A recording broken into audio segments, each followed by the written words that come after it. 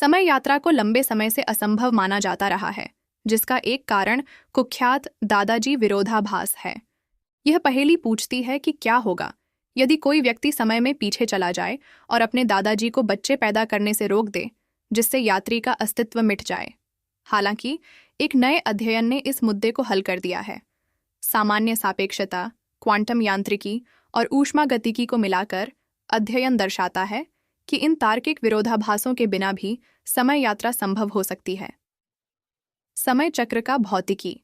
समय के बारे में हमारी रोजमर्रा की समझ न्यूटोनियन भौतिकी में निहित है, जहां घटनाएं अतीत से भविष्य की ओर रैखिक रूप से आगे बढ़ती हैं।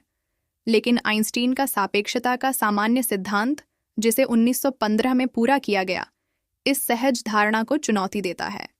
यह बताता है कि अंतरिक्ष समय का ताना बाना ऐसे तरीकों से व्यवहार कर सकता है जो सामान्य ज्ञान को चुनौती देते हैं, जैसा कि ब्लैक होल जैसी घटनाओं से पता चलता है। इसकी सबसे आकर्षक भविष्यवाणियों में से एक बंद समय समान वक्रों का संभावित अस्तित्व है। अंतरिक्ष समय के माध्यम से पथ जो खुद पर वापस लूप करते हैं, सैद्धांतिक रूप से एक यात्री को अतीत में फिर से जाने की अनुमति देते हैं। वेंडरबिल्ट यूनिवर्सिटी के भौतिक विज्ञानी और अध्ययन के लेखक लोरेंजो गावसिनो ने ईमेल के जरिए लाइव साइंस को बताया, सामान्य सापेक्षता में ऊर्जा और गति के सभी रूप गुरुत्वाकर्षण के स्रोत के रूप में कार्य करते हैं, न कि केवल द्रव्यमान। इसका मतलब है कि अगर पदार्थ घूम रहा है तो वह अपने साथ स्पेस टाइम को खींच सकता है, जबकि ग्रहों और तारों पर यह प्रभाव नगण्य है। लेकिन क्या होगा अगर पूरा ब्रह्मांड घूम रहा हो?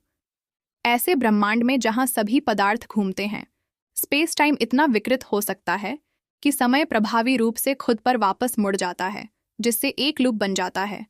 ऐसे लूप के साथ यात्रा करने वाला एक अंतरिक्ष यान सैद्धांतिक रूप से अपने शुरुआती बिंदु पर वापस आ सकता है, न केवल अंतरिक्ष में बल्कि समय में भी, जबकि हमारा पूरा ब्रह्मांड इस तरह से घूमता हुआ नहीं दिखता है।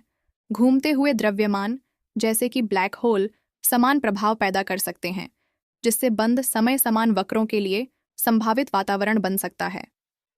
समय यात्रा के विरोधाभास समय यात्रा की सबसे बड़ी चुनौतियों में से एक इसके द्वारा उत्पन्न विरोधाभास है। दादाजी विरोधाभास सिर्फ एक उदाहरण है। ये मुद्दे इसलिए उठते हैं क्योंकि हम मानते हैं कि ऊष्मागतिकी के नियम, जो ऊष्मा और ऊर्जा को नियंत्रित करते हैं, समय चक्र पर सामान्य रूप से काम करेंगे।